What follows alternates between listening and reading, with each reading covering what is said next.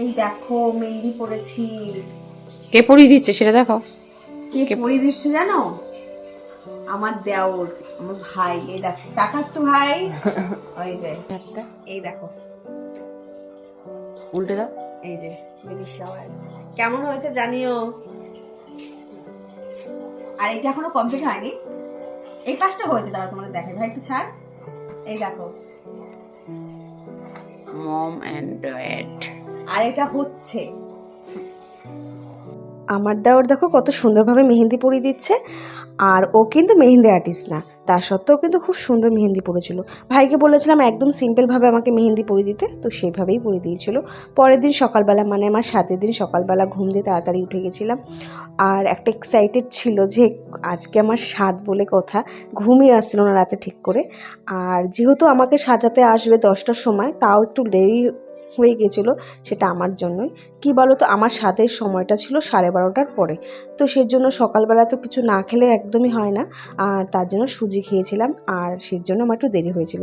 আমার সাজগোজ কমপ্লিট, তারপরে আমি ফার্স্টে গিয়ে ঠাকুর নমস্কার করে আসলাম। আজ আমি 7 মাস পর ঠাকুর ঘরে ঢুকলাম, আর 7 মাস পর আমার গোপুসোনাকে দেখলাম। তো গোপুসোনাকে প্রণাম করলাম, তারপরে সমস্ত ঠাকুরকে প্রণাম করলাম, মনে যে আশাটা ছিল সেটা ঠাকুরকে জানালাম। তারপরে গিয়ে আবার নিচে চলে গেলাম। আর তোমাদের যেটা বলেছিলাম, কেন আমার সাতটা এত সুন্দর একটা অনুষ্ঠান, কেন সবার মন খারাপ ছিল, সেটাই তোমাদের জানাই। তো তার আগে জানাই, তোমাদের দাদা ভাইকে প্রণাম করে নিয়েছিলাম। প্রণাম করার পরে আমি আর উঠতে পারছিলাম না, মা বললো সবাইকে হাত জোর করে প্রণাম করতে। তো যেটা বলার ছিল, আমার হাজব্যান্ডের বন্ধুর শালা আমার সাথের আগের দিন, তো ওকে খুঁজে পাওয়া যাচ্ছে না। তো তার জন্য ও ও ডিউটি থেকে ফেরার পরেও সারা রাত ওর বন্ধুর সাথে এদিক ওদিক পুলিশের সাহায্যে খুঁজেছে। ও বাড়ি ঢুকেছে তখন বাজে 4টে, ভোর 4টে। তারপর আর জানোই তো, বাড়ির অনুষ্ঠান থাকলে কত কাজ থাকে।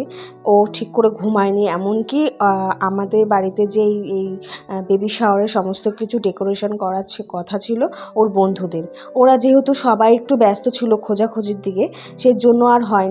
আর আমার দেওর আর বর দুজনে মিলেই কিন্তু এই সমস্ত কিছু দেখো সাজানো ওরাই করেছিল। আর ওদের খুব চাপ পড়ে গিয়েছিল জানো তো, আমার জন্য বেবি শাওয়ারের শেষ এনেছিল, কিন্তু আমি পড়তে পারিনি আর ভুলে গিয়েছিলাম। অ্যাকচুয়ালি আমাদেরও না মনটা একটু খারাপ ছিল যে ছেলেটা, বাচ্চা ছেলে, পাওয়া যাচ্ছে না ওকে, সেই জন্য। এমনি আমার তো ভীষণ আনন্দ যে আমার 7 বলে কথা, আমাদের বাড়িতে সবারই আনন্দ ছিল, কিন্তু তার মধ্যেও একটুখানি মন খারাপ ছিল। তো আমাদের বাড়িতে এই রিচুয়ালসটা আছে যে দুধ দিয়ে আরও কত কিছু দিয়ে এটা বানাতে হয়, এটা 7 মাসে খেতে হয়, এমনকি তোমার দাদা ভাই হাত থেকে আমাকে খেতে হবে। আর যে বানিয়ে এনেছিল ওটা হলো মণিমা। তো মা ওইদিকে ভিডিও করছিল, আর আমার না একটু মনটা খারাপ ছিল যে আমি শেষটা পড়তে পারিনি।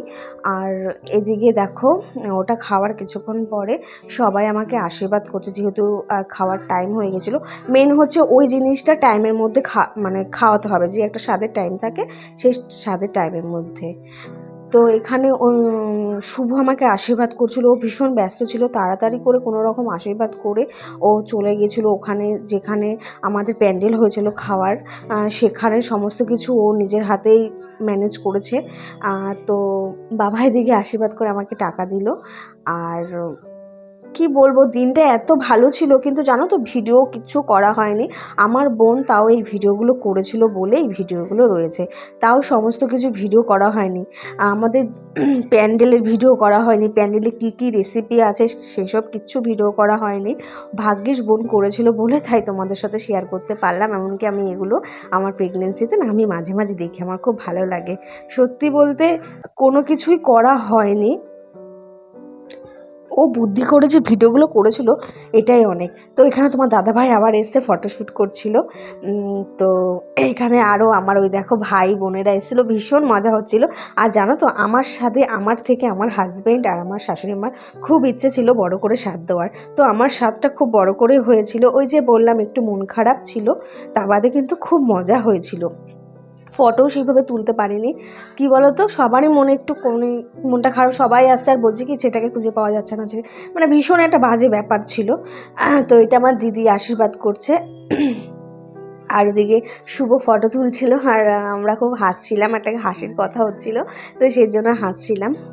আর জানো তো যে আরেকটা এটা সবারই থাকে, ওই যে একটা প্রদীপ আর পুতার ব্যাপারটা আছে, ওই ভিডিওটাও না করা হয়নি। বোন তখন ওই ভিডিওটা হয়তো করতে ভুলে গিয়েছিল, আর আমি তো ওকে বলিও নি যে তুই ভিডিও করবি।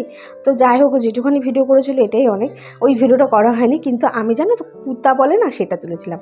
আর আমাদের এই নিয়মটা আছে যে বাচ্চা কোলে নিয়ে বাচ্চাকে কিছু খাওয়াতে হয়। এইটা আমার দিদির ছেলে, কিন্তু কিছুতেই ও বসবে না। ও জানো তো মাছের মাথা খেতে ভীষণ ভালোবাসে, কিন্তু কিছুতেই জানো তো মাছের মাথা যে ভালোবাসে আমি সেটা জানতাম না। আর ওকে বললাম তুই কি খাবি, ও কিছু খেলো না, উঠে গেল। যাই হোক, এই যে আমাদের এখন 3টে কাঠি দিয়ে 5বার নাকে শুকে, না 5বার না 3বার ফেলতে হয়, ফেলে তারপরে পায়েসটা খাওয়াবে আমাকে সবাই ফার্স্টে। তারপরে এই যে এটা হচ্ছে আমার পিসি শাশুড়ির মেয়ে, মানে এটা হচ্ছে নমিদি। নমিদি আমাকে আশীর্বাদ করলো, অনেকেই আশীর্বাদ করেছে। আর আমাদের বাড়িতে কি কি মেনু হয়েছিল দাঁড়াও তোমাদের এক ঝলক দেখাই। তারপর তাছাড়া এখানে সমস্ত কিছু নেই, কারণ আমি অনেক কিছুই খাইনি।